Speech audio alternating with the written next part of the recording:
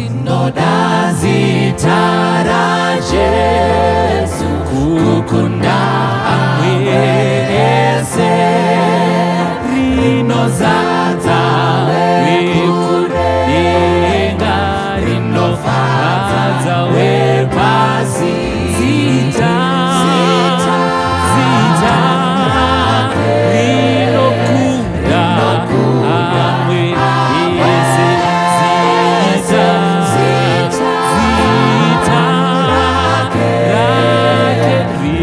kuda mwezi hakuna mwezi kana moyo wasua hakuna mwezi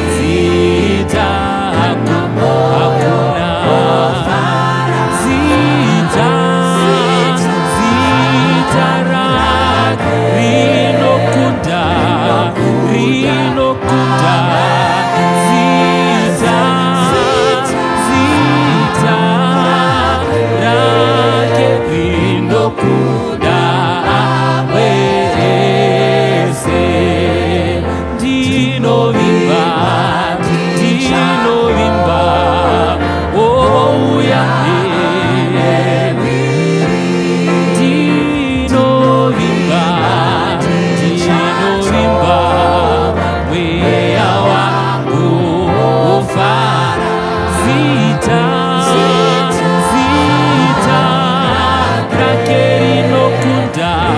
Rakerino kuda zita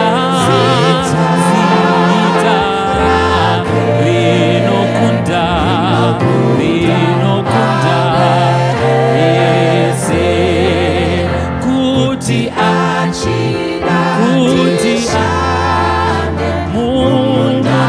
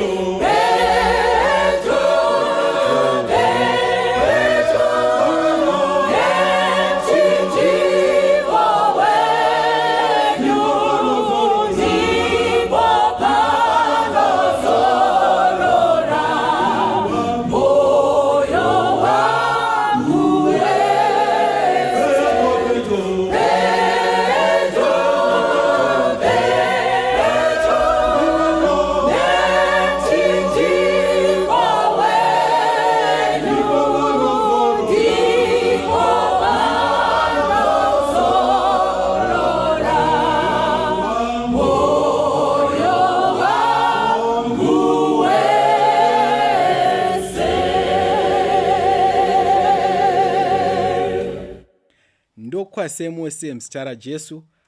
Da kutenda Mwari watisanganisa zvekare mukati mezuva ranhasi patichadzidza zvimwe zveukuru hweshoko raMwari. Nhasi tichadzidza kubva mubhuku raJona, Jonah chapter 1. Mushure nyaya wachafamba nawo mukati mezuva ranhasi unotiwo bvuma umedzeke. Bvuma umedzeke. Kana pane chinhu chinoona kuomera vanhu vakawanda kugona kubvuma. Kubvuma chinoona kuita sechinhu chakaoma zvisingaite. Asi rega ndikutaurire ndichiti ukasagona kubvuma pane zvinhu zveruponeso rwaMwari haungagone kumedzeka. Ngatidzidze kubva mubhuku raJona chapter 1 verse number 1 chidzika nayo. Zvino shoko raJehovha rakasvika kuna Jona mwanakomana waAmitai richiti, simuka uende Ninevha, riya guta guru, undoriparidzira, nokuti kuipa kwavo kwakwira pamberi pangu. Asi Jona akasimuka achida kutizira Tashishi. Abve pamberi paJehovha akaburukira Jopa, akawana chikepe chakanga choenda Tashishi, akabudisa mari yacho yokufamba ndokupinda mukati macho kuti aende navo Tashishi abve pamberi paJehovha. Verse number 7. Zvino mumwe nomumwe wakati kushamwari yake, uyai tikande mijenya, tizive kuti njodzi iyi yatiwira nokuda kwani. Ipapo vakakanda mijenya, mujenya ukabata Jona. Zvino vakati kwaari, chitiudza hako kuti njodzi iyi yatiwira. Chitiudza zvako kuti njodzi iyi yatiwira nokuda kwani. Basa rako ndereiko? Wabvepiko? Nyika yako ndeipi? Uri worudzi rupi? Iye akati kwavari, ndiri muHebhuru, ndinotya Mwari wokudenga, akaita gungwa nenyika yakaoma. Ipapo varume vakatya kwazvo. Vakati kwaari, chinyiko ichi chawaita? Nokuti varume vakanga vachiziva kuti anotiza pamberi paJehovha, nokuti akavaudza. Dai Mwari agona kukomborera kuverengwa kweshoko ravo. Tadzidza kubva mubhuku raJona chapter 1. Tikaverenga mavhesi, verse number 1 kusvika pavhesi number 3. Tikadzidza kubva pavhesi number 7. Tiri kuwana mumwe murume anonzi Jona. Jona ari kutumwa nemisheni yaMwari. Ndobva Jona anzi naMwari, ndinoda kukutuma kuti uende kuguta reNinevha unoriparidzira, nokuti huipi hwemuNinevha wakura kwazvo. Jona arisivha meseji yekutumwa kwaitwa naMwari. Jona ari kuenda kugungwa. Ari kuti asvika ndobva aona pane zvikepe. Ndobva Jona aita selection yechikepe chinoenda kuTashishi. Iye atumwa naMwari kuti aende kuNinevha. Jona asarudza kuenda kuTashishi. Ndobva abhadhara mari Jona. Ndobva apinda muchikepe. Ndobva chikepe chasumuka chakananga kuTashishi. Chikepe chinoti chafamba. Vasvika nechepakati. Ndobva mafungu atanga kusumuka mugungwa. Asumuka, ndobva varume vatanga kurwisana nemafungu. Ndobva vambotanga kukanda zvinhu zvinorema vachizvikandira mumvura. Vakanda zvose vachizama kurerutsa chikepe. Ndobva mafungu aita senge anowedzera kusvika varume vati no man. Kasumukiro kaita mafungu aka hakasi within our experience tiri mugungwa. Pane something wrong chinogona kunge chiripo pakati pedu. Ndobva vatinoka, tazama zvose zvatogona kuita kuburikidza nebasa redu. Panapa pakuda kuti munhu ambonyengetera kuna Mwari wake. Ndobva varume vatanga kunyengetera. Unfortunately, murume anonzi Jona anga ari pazasi pechikepe akarara hake. Ndobva vanamata, ndobva vakumbira kuna naMwari wavo. Ndobva mumwe azoti no. Ndobva ati pane muchinda ari pasapa. Ndobva anomumutsa. Zvikanzi, newe murume, ko sei wakarara? Isu tichisangana nehondo yakakura kudai. Wadiwa mbokumbirawo kuna Mwari wako. Zvimwe kuda Mwari wako anogona kukunzwa tikanzwirwa nyasha. Ndobva varume vati no. Patiri kuita izvi ngatikande mujenya. Ndobva mijenya yakandwa. Ndobva mijenya yananga kuna Jona. Ndobva Jona abvuma kuti ndine mhosva varume, nekuti Mwari wangu andituma kuti ndiende kuNinevha. Inini ndakasarudza nzira yekuti ndiende kuTashishi. Saka nokuda kwekudaro, ndosaka mafungu aya asimuka. Saka zvamunogona kuita kuti zvinhu izvi zvemafungu zvikunakire izvi varume, ndikandire hangu mumvura. Ndobva varume vatarisa Jona, ndobva vati Jona tikamukandira mumvura, zvimwe kuda tinogona kunge taita mhosva. Saka varume vanombomira kwekanguva kusvika vaona kuti mafungu aya achasvika pakuvaparadza vose. Ndobva vati ngatimbochikandirai Jona mumvura tione kuti anonyarara here. Ndobva vasumudza Jona, ndobva Jona vamukandira mumvura. Vamukandira mumvura, ndobva mafungu anyarara. Jonah chapter 1 pavhesi number 17. Jehovha akatuma hove huru kuti indomedza Jona. Jona akava mudumbu rehove mazuva 3 nousiku 3. Tadzidza panyaya yaJona. Dzetidzidze zvimwe zvakavanzika zviri panyaya yaJona. Kune zvakawanda zvatikasirwa naMwari kuti tifambe tichiteera munzira iyoyo. Asi hama wadikani, pakawanda patikatiza pamberi penzira yatikasirwa naMwari. Pane zvakawanda zvatikanzi naMwari, kana moita zvinhu izvi, zviitei muchidai so. Asi isusu tikatiza kubva pamberi paMwari. Dzendikutaurire ndichiti, semuchinda anonzi Jona, unogona kutiza pamberi paMwari, Mwari vanogona kusakubata. Unogona kuenda pagungwa ukatsvaga chikepe, Mwari vanokusiya uchiita zvose zvawaita. Unogona kupinda muchikepe cheTashisi, asi cheNinivha chiripo parutivi, Mwari anogona kukusiya uchizviita. Mwari anogona kusiya chikepe chichitosumuka, chichitofamba rwendo rwekuenda kuTashishi. Iwe urimo muchikepe, watiza mujeni yaMwari yekuenda kuNinivha. Asi uri munzira, mafungu anosumuka. Dzendikutaurire ndichiti, chero ukaita nzira dzakadini dzekutiza pamberi paMwari, Mwari haakurambidze kuti zvinhu zvako zvitadze kufamba. Zvinogona kuita sezvinoendera kumberi, asi along the way mafungu anosimuka. Saka munhu akatiza pamberi paMwari, Mwari haagoni kumubata bhacho mudhonzera kumashure. Anogona kukusiya uchizviita. Akasataurirana newe kuburikidza nemavhesi, anogona kuita kunge asirida kutaura newe. Asi along the way Mwari vanogona kushandisa the harder method kuti ugone kuziva kuti pane zvakaipa zvawaita. Saka Jona anotiza pamberi paMwari. Anopinda muchikepe chinoenda kuTashishi. Chikepe chinotosimuka, asi ari munzira mafungu ari kusumukira Jona. Asi mafungu paasumukira Jona, haasi kusumukira Jona ari ega, ari kusumukira kunyangwe vari mukati mechikepe chinoenda kuTashishi. Dzenditaure ndichidai so, hama mudikani, pane pakawanda patikatiza pamberi paMwari. Asi tatiza pamberi paMwari, zvinhu zvichiita senge zvinoendeka. Mafungu paakasimuka, zvimwe kuda haana kusvikira pauri, nekuti kunyangwe chero mafungu paakasimuka, Jona anga arimo mumafungu imomo, asi ane pisi akarara. Saka mafungu anogona kusumuka mukati meupenyu. Asumuka mukati meupenyu, kwauri zvoona kuita kunge zviri nomau, saJona anga akarara. Asi kune vamwe vanogona kukandira zvinorema mumvura. Vamwe vanogona kupambadza zvavanazvo nokuda kwako iwewe wakarara, asi uriwe wakonzeresa kuti mafungu asimuke. Vanhu vanogona kuchema, vanogona kuungudza nokuda kwezvinhu zviri kuvawira. Not because ndo vane mhosva pamberi paMwari, asi ndiwe waenda jeni yausina kutumwa naMwari.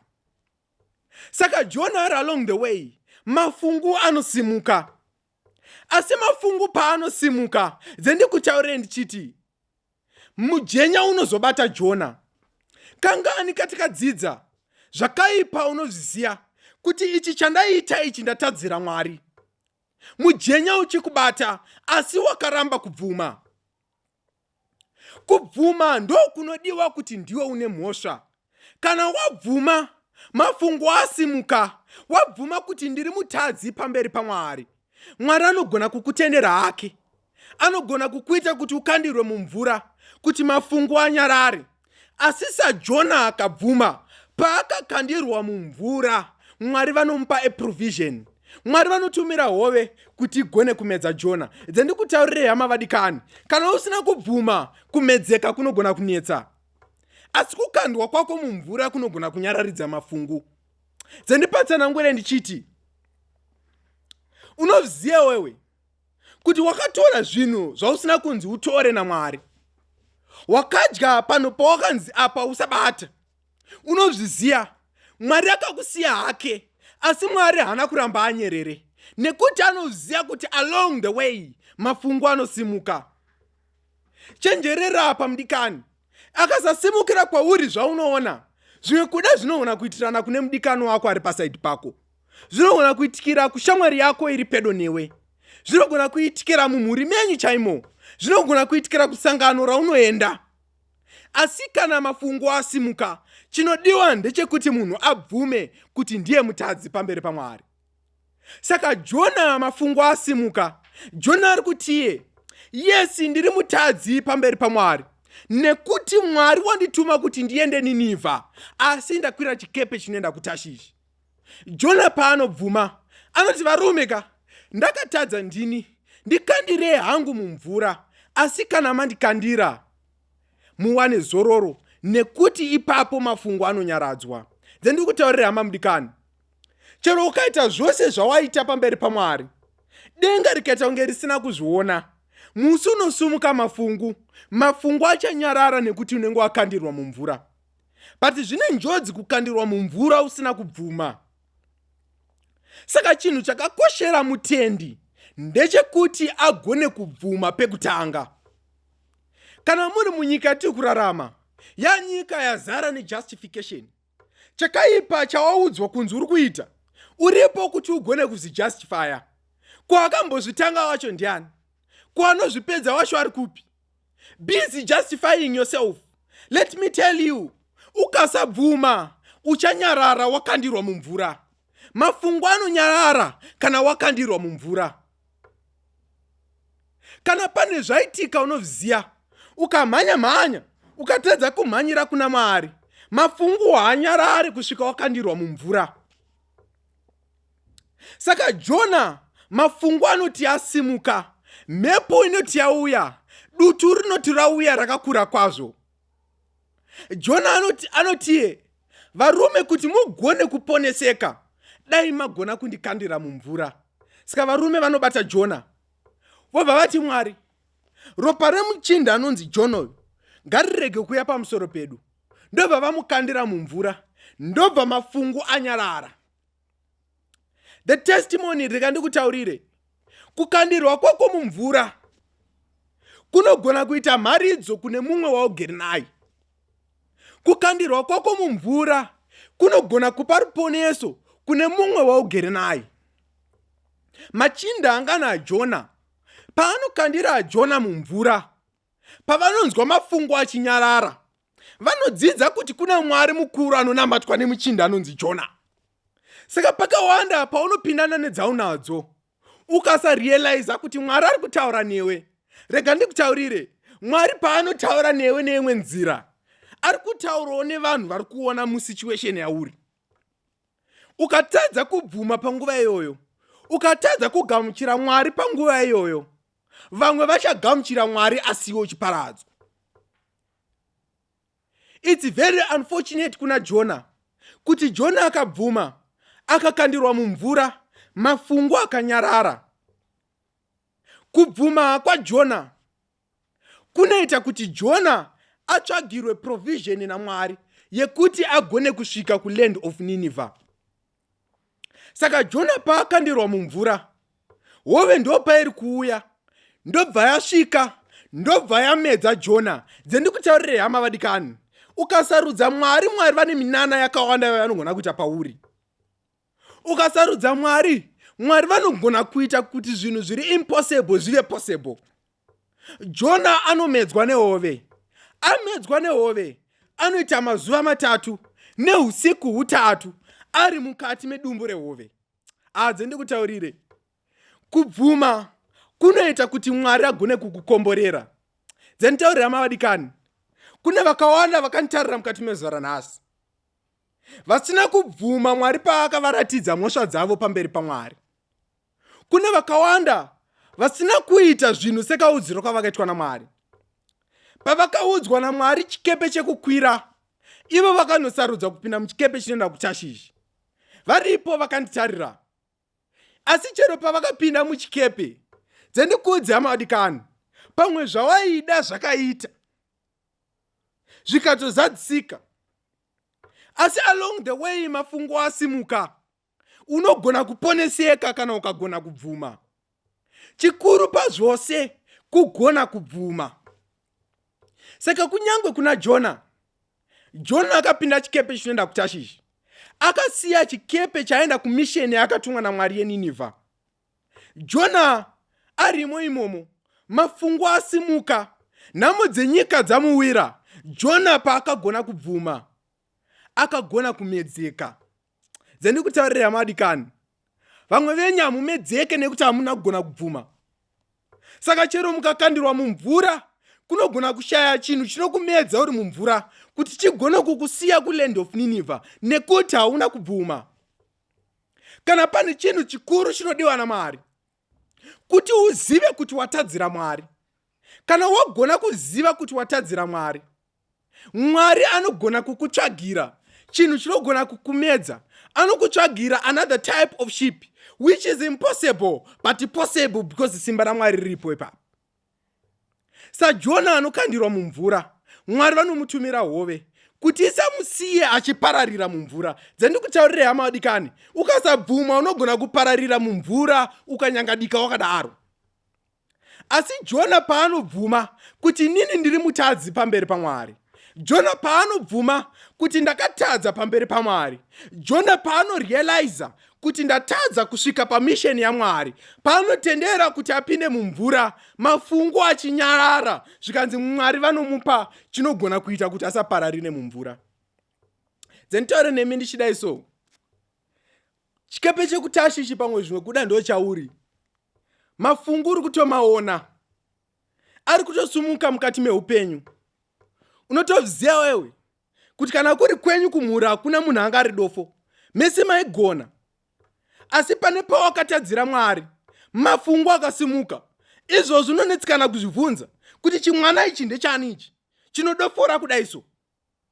Mafungu anogona kusumuka, ukasabvuma makomborero aMwari anogona kusaya pamusoro pako. Jonah paanobvuma nemakomborero anoya pamusoro pake. Mwari anogona kuita munana kumunhu anogona kubvuma kuti mutadzi pamberi paMwari. Saka Jonah after agara akandirwa mumvura, kuna Jonah egona kuona kunge zvose zvatopera. Kuna Jonah egona kuona senge atopararira ipapo. Kana paiwira mumvura achiti this salt water, Jonah aigona kurwadziwa, aigona kurealiza, aigona kuita guilty moments, aigona kufunga kuti dai hangu ndakasarudza chikepe chinoenda kuNinevha. Not knowing kuti kubvuma kwaita kuti agone kuponeseka. Saka Jonah anobvuma nyaya dzake, anoudza varume ava zvose zvanga zvaitika, kuti Mwari wangu anditi ndiende Ninevha, ini ndikasarudza kuenda kuTashishi. Saka nokuda kwekudaro zviri kusumuka izvi, mhosva iri pamusoro pangu. Paanobvuma Jonah anosangana nemamiracles. Dzendikutaurira hama vadikani, kana pane vanhu vanoda kuziva Mwari, vanoda kumuziva through the miracles. There's only one way, there's only one channel yekuti ugone kuona nayo mamiracles aMwari, hunge kana wagona kubvuma. Ukabvuma, Mwari vanogadzira another way towards your salvation. Ukabvuma, Mwari vanocreata imwe nzira yekuti ugone kugamuchirika mukati mesociety. Unoziva wewe kuti kwaunobva uko, kana vakakutarisa, vanokutarisa kuti uri chinhu chisina basa, hauna chinhu chaunogona kuprovide paground. Let me tell you, chimbozvisarenda kuna Mwari, Mwari vaone zvekuita newe. Chinokuitisa kuti uye a better person mukati mecommunity, kugona kubvuma kuti nini ndiri mutadzi pamberi paMwari. Kana tagona kuzviita, Mwari anotinzwa, Mwari anotinzwira nyasha. Pose patinowana nguva yekutaura naMwari, ngatiudze Mwari zvose zvatikamutadzira. Ngatiudze Mwari zvose zvinotishungurudza pamwoyo, zvikuru sei tichikumbira kuregererwa naMwari. Kana tagona kuzviita, Mwari anotiregerera, Mwari anotinzwa. Ukasabvuma hama mudikani, unoona kushayirwa chinhu chinokumedza.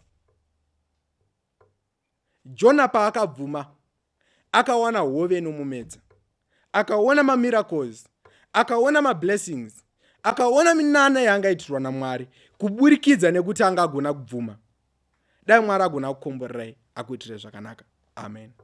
Kitepile Jesu fela kiena lifika laka kekeka itepabuna kitepile yena fela Jesu Christe kilifika hote hohu utafika hote hohu utafika fali fifili musira ikutatwa romyahwe musififo sesitunagi tomami huene Emily Fikengeli Toma Minhu Kiresite Mu Omumwe Kimusawa Isifungo Siklinile Ulabo Abam Tembile Nangamina Tangele uchesungisa tembile Jesu Kristu litwala Gongo gunye uzodula Gongo gunye uzodula When he shall come with trumpet sound, oh, may I then in him be found, letting his righteousness alone, faultless to stand before the throne. On Christ the solid rock I stand, all other ground is sinking sand. All other ground is sinking sand. Uyamweya wakachena mundi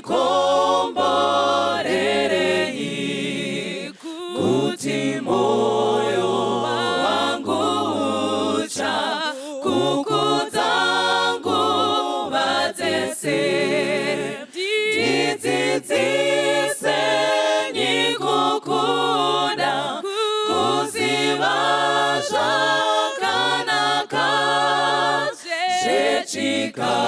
zvechikariro chembiri chinondipa kufara ndauya kune mitenzi munozondibatsira ndinosimbira kunemi mundisvitse kumusha Jesu wakanditsvakisa ndanga ndiri mufambi mudambudzo wandibvisa ngeropa rake iri ndakashira mudza wenyu ndinomu